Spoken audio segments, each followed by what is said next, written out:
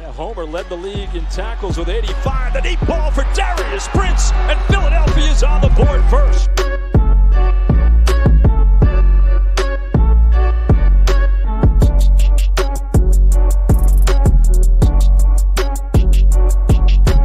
On the draw, this is Grayson Allen.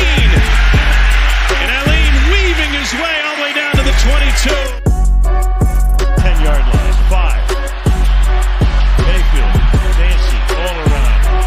Throw it as far as he can throw it. Jump ball coming. Crazy stuff. Not this time. And you want to be a wide receiver.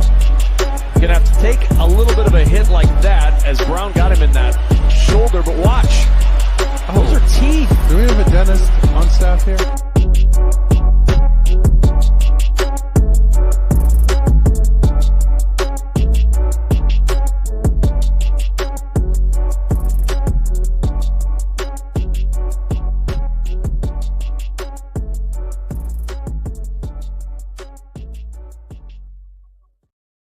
What's up, Shady Sports Network? I'm back here with a very, very special interview. General Manager of the Orlando Predators, Mr. Shawn Knapp. Sir, how are we doing today? Fantastic, Chris. Thanks for having me on the show. Thank you for being here. So my first question for you is right off the bat. One of your face of the franchise players, Matt Elam, yesterday decided to sign with the Massachusetts Pirates of the IFL.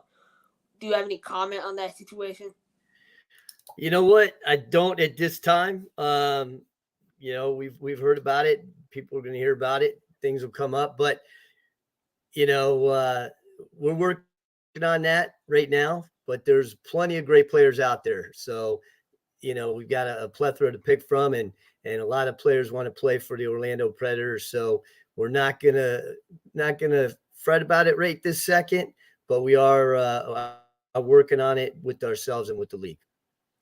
Speaking of high-level players, you guys have signed Drew Powell, Michael Robinson, but you also kept your nucleus of local guys, Freddie Booth-Lloyd, Dick Curry. How important was it for you to keep those main guys from last year?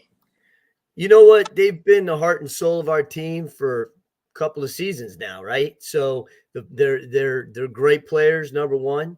Number two, they're loved in our league. They're Predators, Orlando Predators football players through and through. So it was very important that we kind of had the backbone of the team brought back with who we wanted, and that they were just a great fit for us all around, and have always been there for the Orlando Predators, and moving, taking this jump to the next level with the AFL.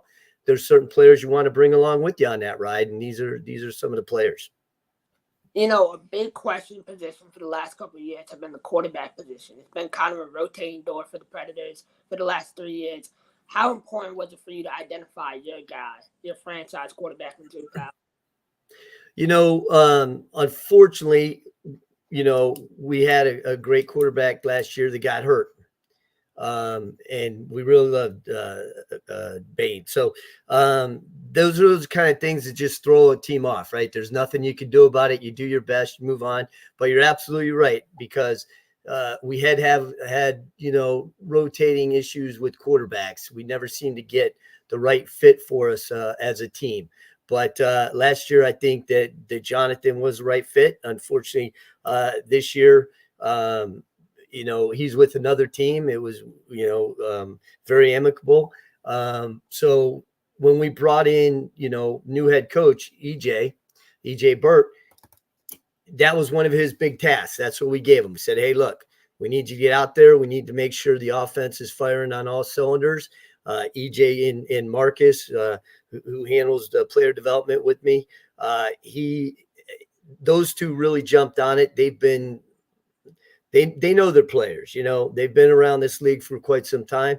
And as a front office, John is the owner, myself as a GM, you have to put that faith and trust into your head coach and the people that you have involved looking at the players on a day-to-day level. So that's what they did. And they went out there and they saw who's out there and they brought him on. And we're excited to see, what he brings to the table. And I think that, in this business, they all know nothing's definite, right? So everybody's going to be competing, get everybody into training camp and go from there. And everybody has to show their worth. I definitely noticed that when you signed Ed Crouch, from the Salina Liberty last year. You guys are taking that position really seriously in the previous years. So I kind of wanted to ask you, after that loss to Jacksonville in the semifinals last year, really tough. You had Darius Prince playing quarterback at one point.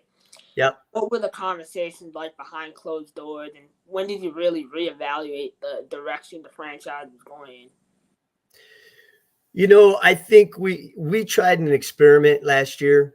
We brought some players over, and it just didn't seem to work out. It didn't mesh. Great players.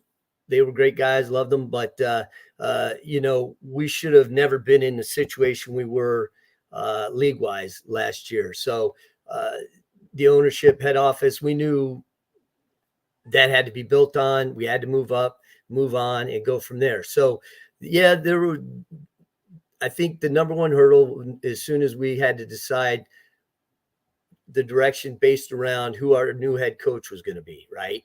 So we had great candidates that reached out to us for coaching here at the Orlando Predators. And it took, the owner, John Chaney, and myself quite a while to decide which way we were going to go.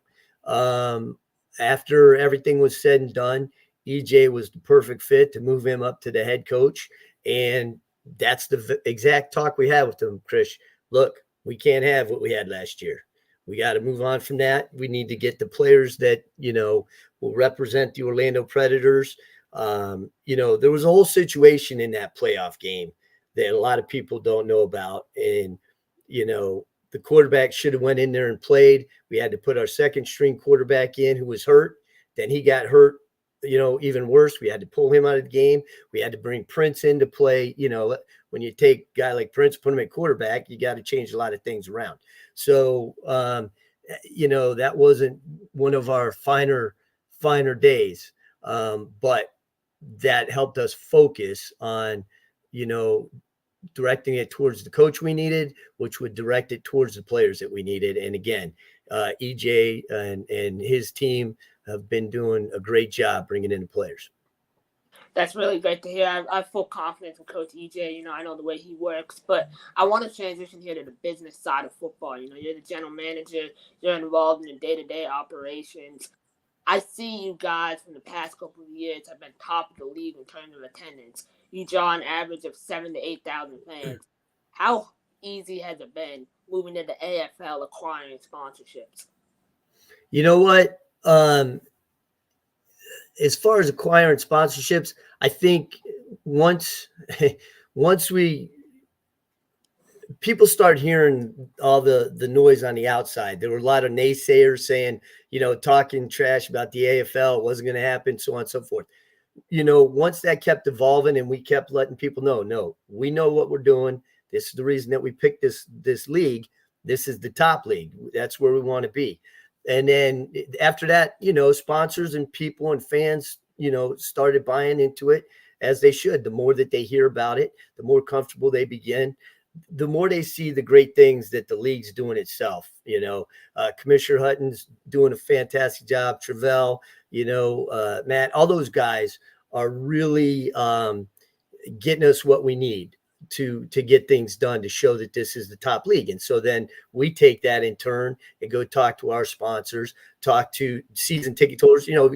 All of a sudden we've got season ticket holders sparked back up from a couple of years ago that haven't been around with us, So everybody's getting really excited about it. Look, our venue's one of the top around, right? In the league. So it's just once we let everybody know the jump that we made and that, this league's going to be nationally broadcast, those sort of things are what help move the team along and the sponsorship along. So, we're excited about that. You have a show you guys do every Monday night, you and the owner, John Chaney, called The Breakdown. It's held at different bars, casinos. You had cheerleading tryouts last night. When you look at fan engagement throughout the offseason, a lot of arena teams struggle with staying relevant, through that dead period. How have you guys been keeping the Orlando Predators alive in the fall without playing any games? I think most people want to tune in to see what shirt John's wearing. I don't know if you had a chance to see some of his shirts, but he's got some of the best shirts in the league. So you know what? We've just been reaching out, communicating, talking to him. You know, again, we do the show every 2 weeks, you know, during the off season. You've got some holidays and some things here and there where you move it around. But I think that part of it, again, is moving into the AFL. People are interested. People are hungry to hear about it. People want to know what's going on. You know, obviously, being on the inside, the front office, you know, those of us, our staff, you know, we've got IT John, my assistant Brittany. They take care of everything. They help keep us focused and keep people engaged. And it's just people want to know what's going on. And if you've seen the show, you know we're pretty open about a lot of things. So we tell it like it is, and I think people respect that and enjoy it. I definitely love that about the show. And, you know, speaking about being transparent and open, one thing the AFL has been really open about is the salary cap, you know, in terms of what players are getting paid per game. Does it make it a little easier on you when mapping out the budget? Because I know you have experience in payroll from your previous jobs. Yep. Yeah. Yes, it helps quite a bit when you kind of know the boundaries, right? We've been in last year, other leagues where there was supposedly cap set and, you know, at certain times and stuff like that. And people get around it, but that's what we like about this. It's a equal playing field, right? So everybody's going out, getting the talent that they can. And, you know, the scariest part about everything is the high end of a budget, right? So if you kind of know you can curtail it to a certain level, it gives you a little more optimism on what you can do within those parameters. Yeah, you know, 200 to 4,000 versus a set 1,000 is a lot more targeted, so I'm sure that helps. You know, nationally, sponsorship-wise, TV deals, you spoke about it earlier. When you look at the Orlando Predators playing on TV, whatever network it may be, what changes or things you have to add to the arena to make it more presentable on the big screen? You know, lucky for us, there's not a lot aesthetically we have to do to make it look more pleasable, right? Because it's a great venue, the Kia Center. But what'll change is the way that things are timed out, the game day script, right? So as we're getting things in from the league, that's going to kind of dictate, you know, hey, you've only got this amount of time. So now we've got to say, okay, we've got to get with our ops team. Adrian's one of the best in the business. And, you know, we say, okay, Adrian, here we are. You know, Laura, who's our dance coach, Laura, you've only got so much time for dancing. So we're really working out this season ourselves because it's all new to us with this new broadcasting contract that we're going to be getting, because everyone does it different on a timeline, if that makes sense. So now we've just got to take everything that we would normally do and see what spots that fits in and how much time we're allotted. Let's say you're going to bring a band in, right? So now you have to decide how many events do we have going on at halftime. Well, maybe we can't do the band at the halftime. Maybe something else came up at the halftime on military night when we're honoring the veterans and stuff. So that band gets pushed to prior to the game due to the time. So really, it's not aesthetics as much as where we're going to move the pieces to the puzzle and how we're going to fit them in to make it seamless with the league, broadcasting, other, you know, visitors, fans, all that stuff. One of my final questions for you, you know, you being a former wrestler at the University of Stetson, how does that kind of help you connect with players who are coming from different backgrounds? You know, like everything else, everything we do in life kind of helps us connect some way or other with people, right? You and I wouldn't be connected if I wasn't with the Orlando Predators right now. So now I have a new friend. I've got new friends out there with your show. You know, myself, it's funny. The owner, John Chaney, is fantastic. He was a wrestler himself. It's just a mentality that we have, kind of one man, you know, you got to count on yourself to get things done, right?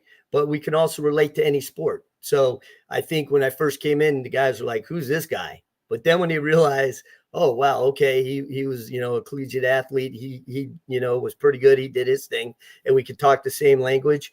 It's all about life lessons and everything that you have. And that's how you connect to everybody and anybody, really. But wrestling, for me was the right sport for me because it was an individual sport plus a team sport. So I knew I had to do everything I could to make the team work better. So I've taken that philosophy in business as well, right? So if I do everything I can and to the best of my ability, it's good, but it also helps the team. And that's what I strive for pretty much in everything I do. My final question for you today, I really appreciate your time. In 2024, what's your biggest goal for the team and for yourself personally? For myself personally, for the team, we want that championship. That's what we're hunting for. So that's the biggest goal that we've got for the team.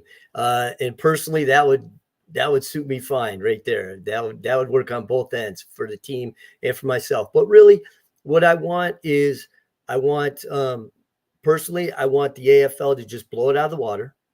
I want us to give everybody, the show that we can, and for people to say, wow, the Orlando Predators did a fantastic job and they know what they're doing. And, no one's ever complained about being at one of our games.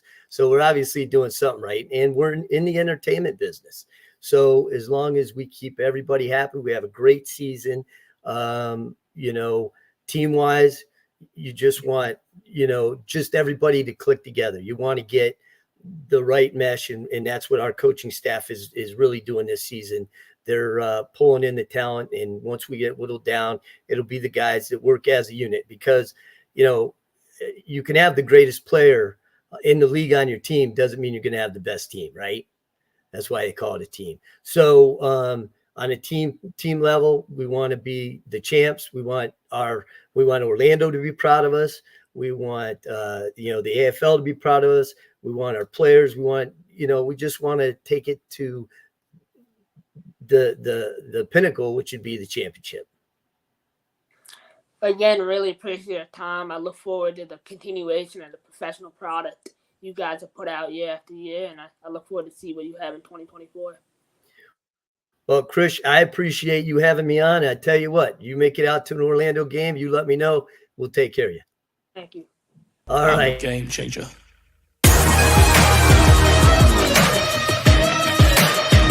I'm a game changer.